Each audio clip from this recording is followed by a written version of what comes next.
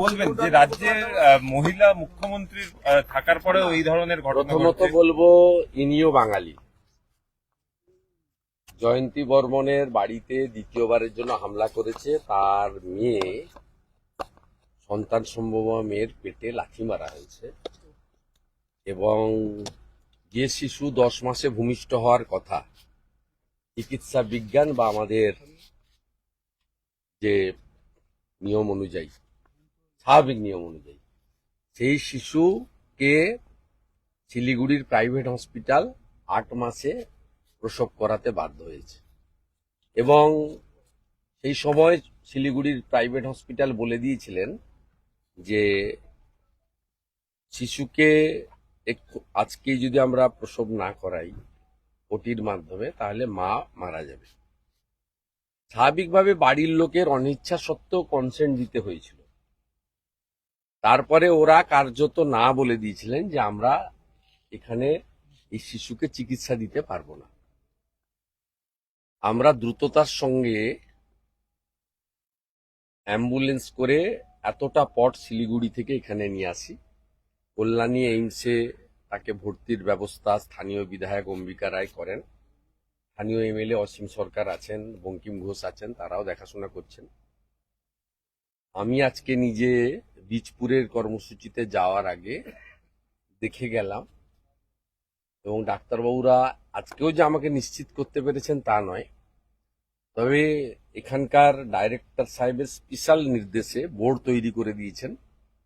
তারা অনেকগুলো পরীক্ষা নিরীক্ষা করেছেন, কালকে একটা এমআরআই করে ওইটুকু বাচ্চার একটা ওটি করবেন, একটা শেষ চেষ্টা করবেন।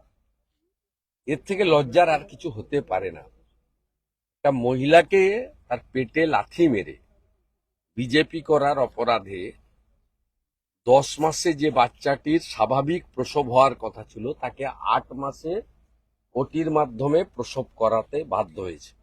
পরিবারটি রাজবংশী অর্থাৎ তফসিলি পরিবারের। বাবা সাহেব আম্বেদকর এই কারণেই কি ভারতবর্ষের সংবিধানে তফসিলি জাতি উপজাতিদের অধিকার দিয়ে গেছিলেন। আজকে সেই অধিকার পশ্চিমবাংলার শাসক দলের জিহাদি গুন্ডারা কার্যত কেড়ে নিয়েছে। এই আক্রমণ বাঙালির উপর আক্রমণ, এই আক্রমণ মাতৃশক্তির উপর আক্রমণ, এই আক্রমণ জয় ভীম জয় ভারত তফসিলিদের উপর আক্রমণ, এই আক্রমণ চিলারায় ঠাকুর পঞ্চানন বর্মার রাজবংশী সমাজের উপর আক্রমণ।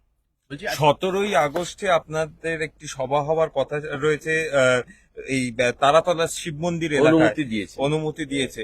সেই আবার কোর্টে গিয়ে আপনার সভা মানে কোর্টে গিয়ে একটা অনুমতি নেওয়ার বিষয় হয়ে যাবে। দেবে না কিছুতেই। ওখানে আনোয়ার খান বলবেন বিজেপি করা যাবে না, হিন্দুদেরকে সব উৎখাত করে দিবেন, সেটা গিয়ে প্রতিবাদ করতে পারবো না।